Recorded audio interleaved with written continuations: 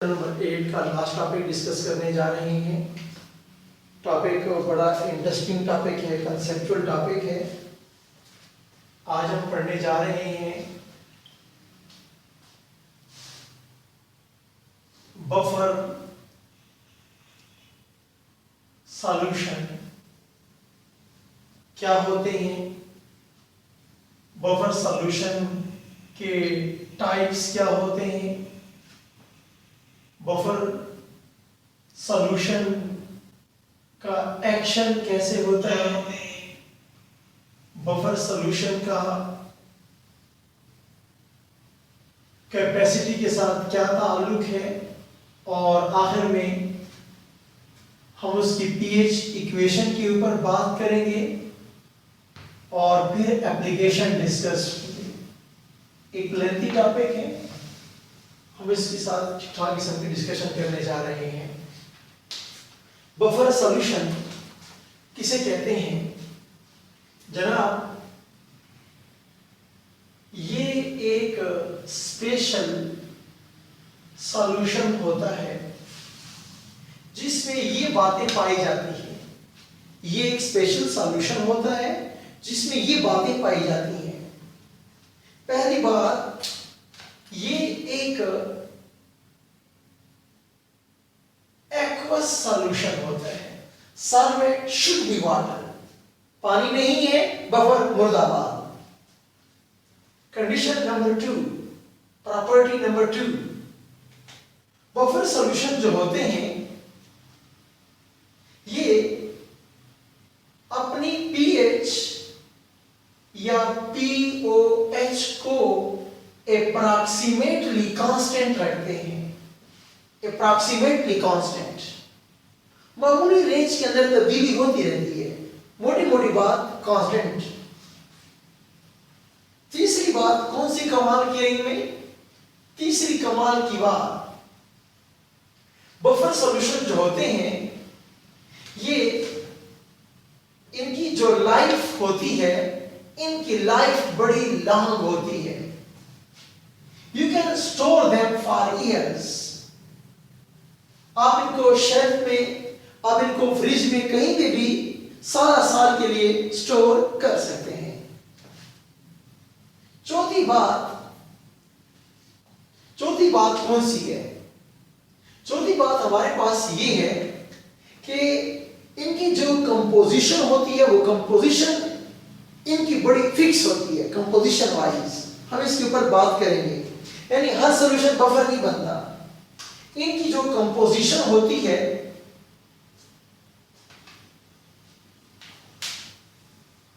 इनकी composition definite होती है।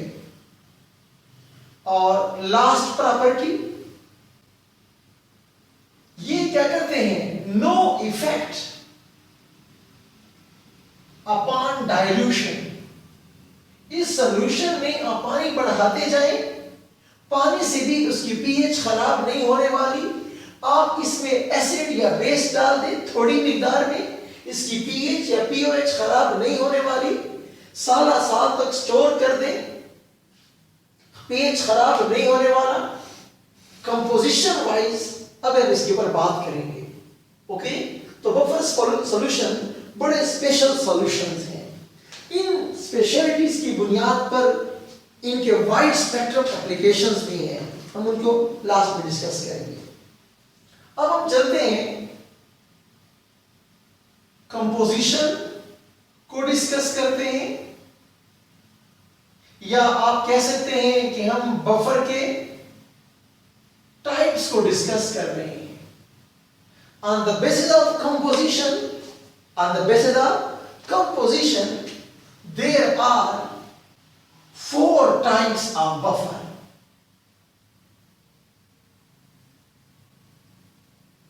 कंपोजिशन के हवाले से हमारे पास बफर की 4 बड़ी किस्में हैं। एक ये बफर कि आप क्या कर दें, एक वीक एसिड ले लें प्लस इट्स बेसिक सॉल्ट ले लें। टाइप नंबर 1 कोई वीक एसिड और उसी एसिड का किसी स्ट्रॉन्ग बेस से रिएक्शन करवा के सॉल्ट बना ले, वो भी इसमें डाल दीजिए। टाइप नंबर 2 कोई वीक बेस ले ले प्लस इट्स एसिडिक सॉल्ट ले ले।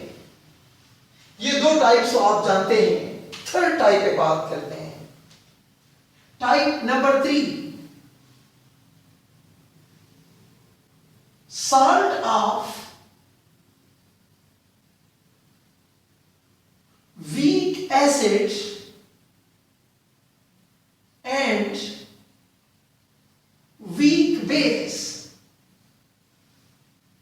एक साल्ट को पानी में डाल दो, वो भी बफर वाला कारोबार कर सकता है। कब करेगा? जब आपने वीक बेस और वीक एसिड जो साल्ट बनाया होगा उसकी बात हो रही है। आखिरी बात,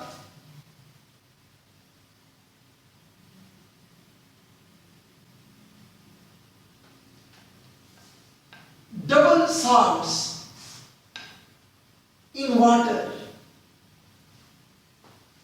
डबल सॉल्ट्स इन वाटर। और एक बुक के मुताबिक अगर मैं 5 भी टाइप्स लिख दूं, रूटीन में तो हमारे पास ये 4 टाइप्स हैं। एक एक्स्ट्रा टाइप्स की बात सुन लीजिए। एक एक्स्ट्रा कि आपके पास सल्फ्यूरिक एसिड एक स्ट्रॉन्ग एसिड है, आपके पास नाइट्रिक एसिड एक स्ट्रॉन्ग एसिड है, आपके पास परक्लोरिक एसिड एक स्ट्रॉन्ग एसिड है। इन स्ट्रॉन्ग एसिड के बीकर में आप थोड़ा सा बेस डाल दें, इसके ऊपर असर नहीं होता, इसकी पीएच खराब नहीं होती। सिमिलरली आप ऐसा करें कि सोडियम हाइड्रो ऑक्साइड को ले लीजिए, आप पोटेशियम हाइड्रो ऑक्साइड को ले लीजिए ज्यादा मिकदार में, उनमें आप कुछ ड्रॉप किसी और एसिड का डाल दीजिए, किसी और बेस का डाल दीजिए। बिलीव इनका पीएच भी कांस्टेंट रहता है। Okay. Double salt, potash alum का नाम आप लोगों ने सुना होगा।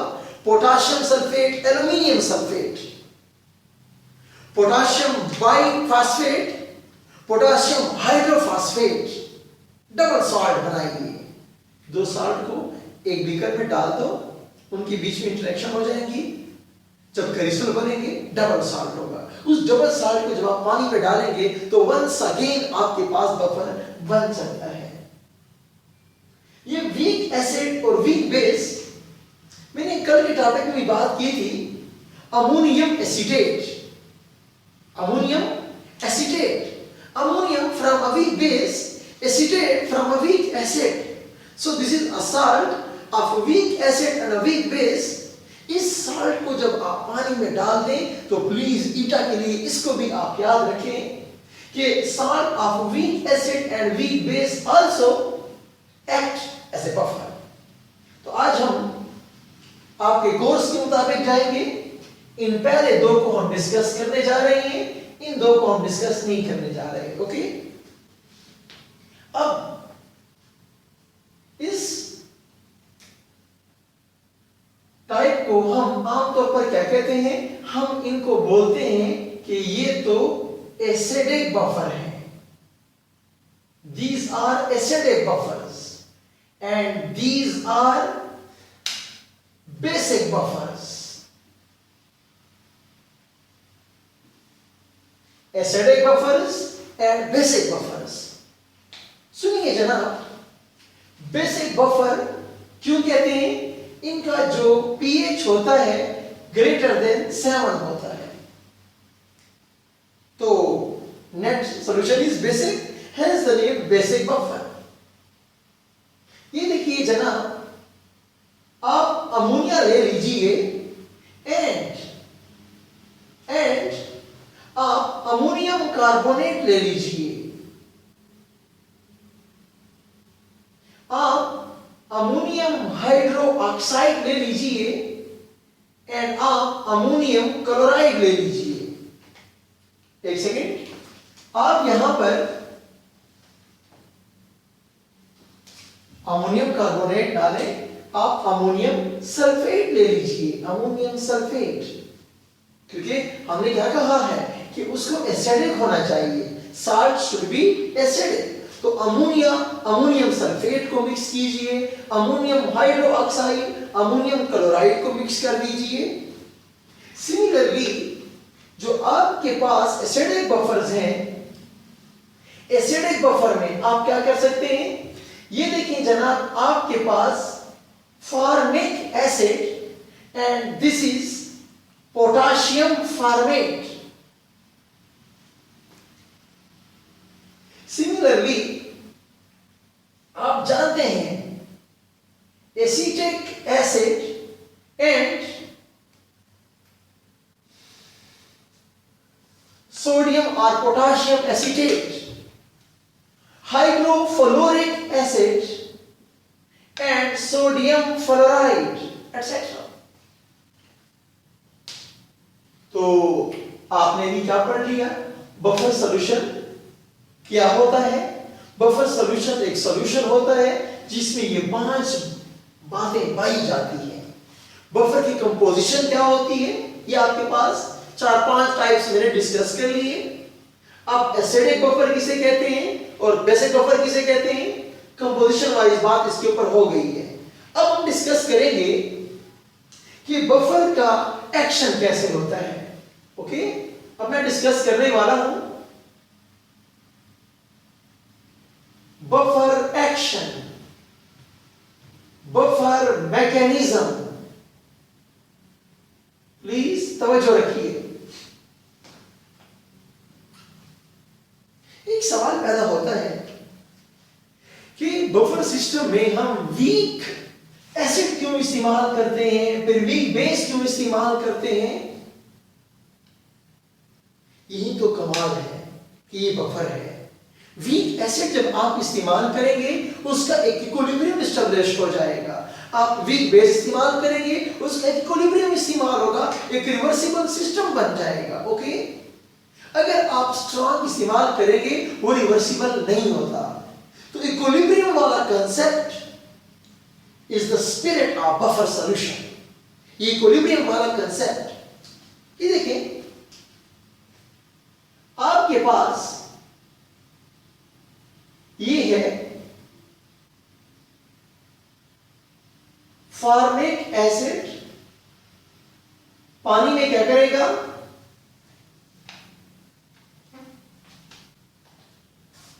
फॉर्मेट आयन बनाएगा और H+ आयन बनाएगा। ओके, तो साथ में और क्या है, पोटाशियम फॉर्मेट है, पोटाशियम फॉर्मेट पानी में क्या करेगा, पोटाशियम आयन बनाएगा और आपके पास फॉर्मेट आयन बनाएगा। तो रेडी हो जाए, सारा कारोबार ले शार्टलियर प्रिंसिपल वाला है। ओके, अब मेरी बात सुनिए, if we add a strong acid, हम सब ड्रॉप्स डालते हैं, पूरी बाल्टी की गारंटी नहीं है, आपका बफर बर्बाद हो जाएगा, कोई बफर नहीं होगा, सब ड्रॉप्स की बात हो रही है। If we add a strong acid, तो प्रॉब्लम क्या है, जब आपने स्ट्रॉन्ग एसिड डाला, जो भी था वो स्ट्रॉन्ग एसिड जो भी था, चाहे सल्फ्यूरिक एसिड था, चाहे नाइट्रिक एसिड था, चाहे परक्लोरिक एसिड था, उसने रिलीज क्या करना है, H+ आयन। तो देखिए क्या हो जाएगा, H+ आयन इंक्रीज हो गया है। जब H+ आयन की कंसंट्रेशन क्या हो जाएगी, इंक्रीज हो जाएगी, ये ऊपर वाला इक्विलिब्रियम क्या हो जाएगा, डिस्टर्ब हो जाएगा। Know what should happen, backward reaction should occur and more formic acid is being formed. तो ये मखलूक तो पहले से मौजूद है, थोड़ी सी मिकदार इसकी और बन गई है, तो बड़ी माइन्यूट तब्दीली पीएच में वाक़या हो सकती है। मोटी मोटी बात, overall net pH remain constant. मुझे फिर सुने, मैं बता रहा हूं कि एक्शन कैसे करता है, सुनिए। If we add a strong acid, whatever strong acid you add, it will provide H+ ion. जब ये H+ आयन प्रोवाइड करेगा तो आप जानते हैं कि ऊपर वाला इक्विलिब्रियम क्या हो जाएगा, डिस्टर्ब हो जाएगा। ऊपर वाला इक्विलिब्रियम जब डिस्टर्ब होगा, what should happen according to Chatelier principle, backward reaction should occur to bring equilibrium. जब बैकवर्ड रिएक्शन होगा तो आपका फॉर्मिक एसिड बन जाएगा।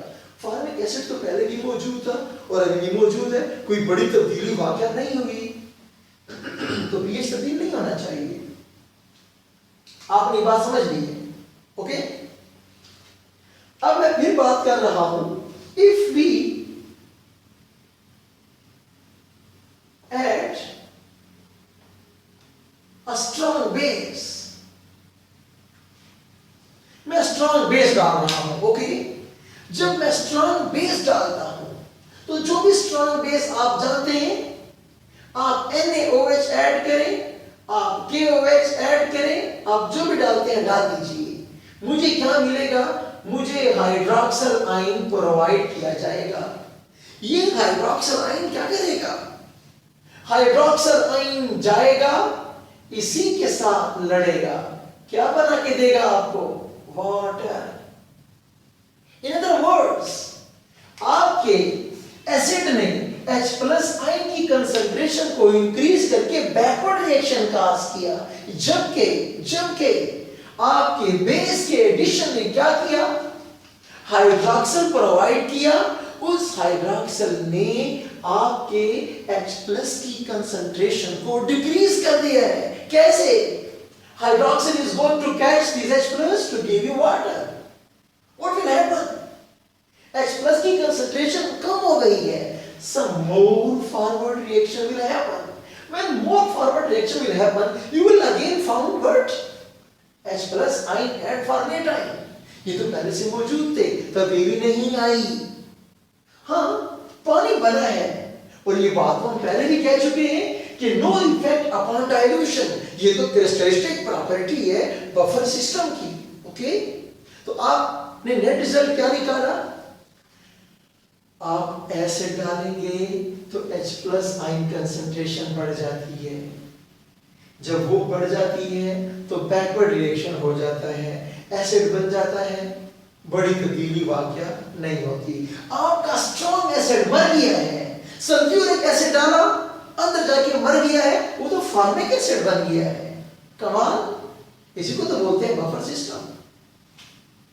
आपने NaOH डाला, डालते ही अंदर मुर्दाबाद, क्यों, हाइड्रोक्सिल आयन बना है। ये हाइड्रोक्सिल आयन जाके इस H+ को खा लेता है। जब H+ को खा लेगा, वाटर बनाएगा, फॉर्मिक एसिड, मजीद H+ आयन बनाए। तो ईटा वालों एक खास पॉइंट पकड़ो, कैसे, कि अगर आप स्ट्रॉन्ग एसिड डालते हैं तो इक्विलिब्रियम किस जानिब शिफ्ट होता है, backward reaction will occur. Backward reaction वाकया होता है to maintain pH, to maintain its pH constant. PH को कांस्टेंट रखने के लिए स्ट्रॉन्ग एसिड डालने से क्या हुआ, बैकवर्ड रिएक्शन आपके पास, आपके इक्विलिब्रियम डिस्टर्ब हो गया है, क्या हो जाएगा, इस H+ की कंसंट्रेशन बढ़ गई थी, बैकवर्ड रिएक्शन हो गया था। लेकिन अगर आप स्ट्रॉन्ग एसिड डालेंगे, forward reaction will occur to bring equilibrium and hence to keep pH constant. यह स्टोरी थी, एसिडिक बफर की स्टोरी थी। अब मैं आपको एक बेसिक बफर की भी स्टोरी सुना दूं। ये मेरे पास क्या है, अमोनियम हाइड्रो ऑक्साइड है, पानी में जाके अमोनियम आयन बनाएगा, हाइड्रोक्सिल आयन बनाएगा। सिमिलरली अमोनियम क्लोराइड पानी में जाके अमोनियम आयन बनाएगा, क्लोराइड आयन बनाएगा।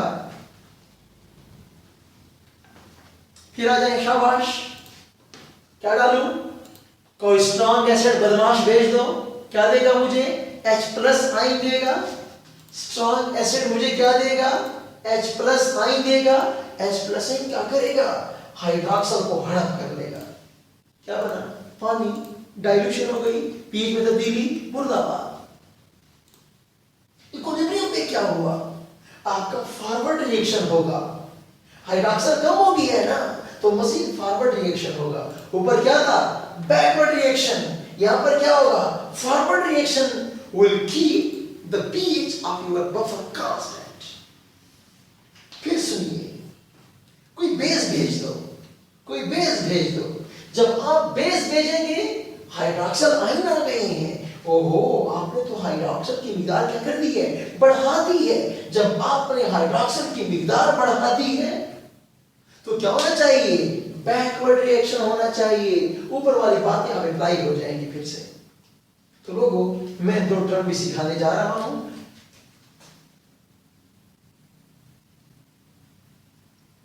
रिजर्व एसिडिटी, रिजर्व बेसिसिटी, ये 2 टर्म्स याद रखने हैं। जो एसिडिक बफर होते हैं वो अपनी एसिडिटी को रिजर्व रखते हैं। अगर आप बेस डाल देते हैं, अगर आपने बेसिक बफर में एसिड डाला है, तो अपनी बेसिसिटी को कंजर्व रखने के लिए वो जो कारोबार करता है, इसको बोलते हैं रिजर्व बेसिसिटी। ये 2 पॉइंट आपको क्लियर हो गए हैं। अब व्हाट इज बफर कैपेसिटी? मैं कितने कतरे डालूं कि बफर का पीएच तब्दील ना हो सके? कितने कतरे डालूं? 1 कतरा, 2 कतरे, 3 कतरे, कितने कतरे के बर्दाश्त करेगा? इसको बफर कैपेसिटी बोलते हैं। टेक्निकली हम ये कहते हैं कि मेरे पास एक बफर सिस्टम मौजूद है। इस बफर सिस्टम में मैं कितने मिलीमोल डाल दूं? मिलीमोल्स ऑफ स्ट्रॉन्ग एसिड डाल दूं या बेस डाल दूं? किसमें? 1 लीटर बफर में मैं कितने मिलीमोल्स ऑफ स्ट्रॉन्ग एसिड या बेस डाल दूं कि क्या हो जाए कि उसकी पीएच में 1 यूनिट क्या आ जाए? 1 यूनिट चेंज आ जाए। चेंज कब आएगी? जब बफर टूट जाएगा। यानी जब बफर टूट जाएगा, उसकी कैपेसिटी बस यहां तक थी, इसके बाद बफर मुर्दाबाद हो गया है। ओके, अब मैं आता हूं हेंडरसन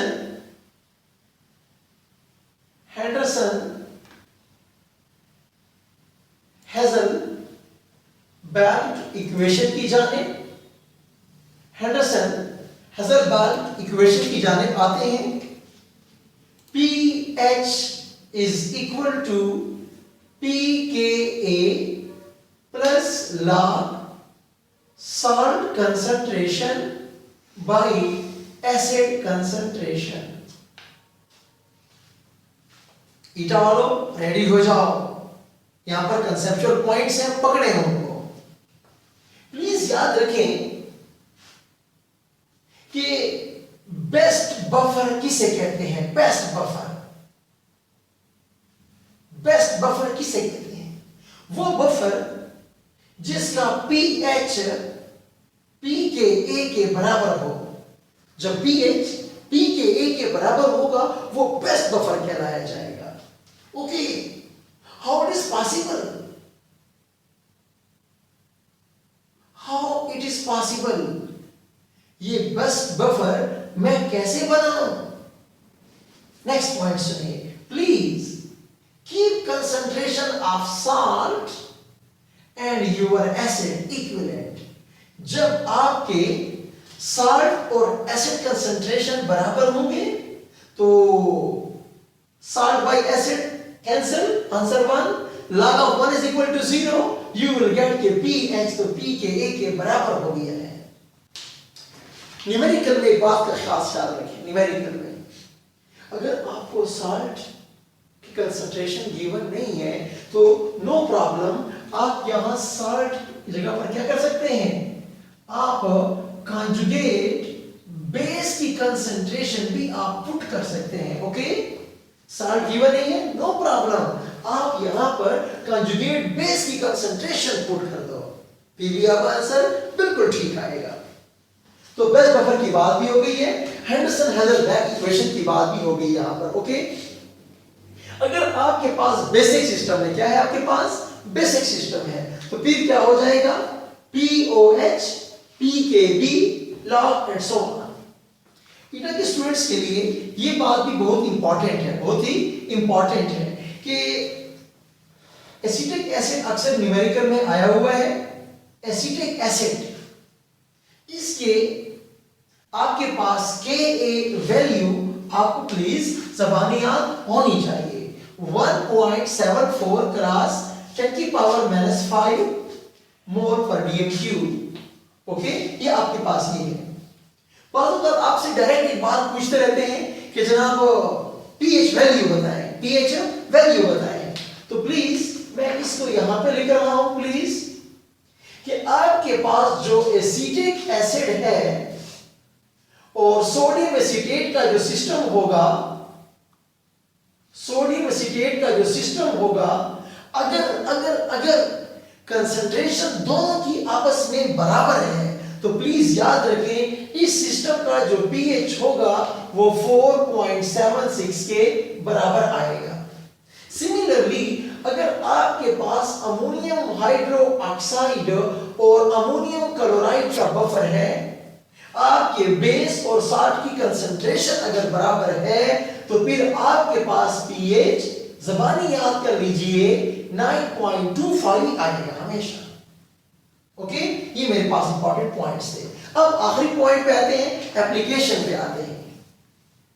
एप्लीकेशन पे नंबर 1, मेरा ब्लड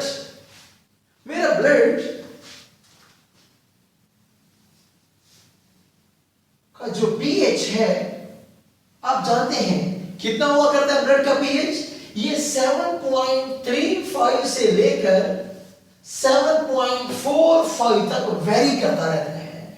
बाइकार्बोनेट और कार्बोनिक एसिड का और कॉम्प्लेक्स फास्फेट का एक बफर बनाया गया है हमारे ब्लड के प्लाज्मा के अंदर। दो किस्म के बफर मिलके इस pH को 7.35 से लेकर 7.45 के दरमियान मेंटेन रखते हैं। ओके, एक पॉइंट हो गया। दूसरा पॉइंट पे आते हैं, आपके बॉडी में जितने भी एंजाइम हैं, या आपने लेबोरेटरी में बायोलॉजिकल रिसर्च में आप बैक्टीरिया की कॉलोनी डेवलप करना चाह रहे हैं, आप किसी एंजाइम की स्टडी करना चाह रहे हैं, तो वहां पर भी आपको क्या होगा, आपको एक कांस्टेंट pH चाहिए होता है। वो छोड़े, आगे चले, बल्कि आपके फैब्रिक्स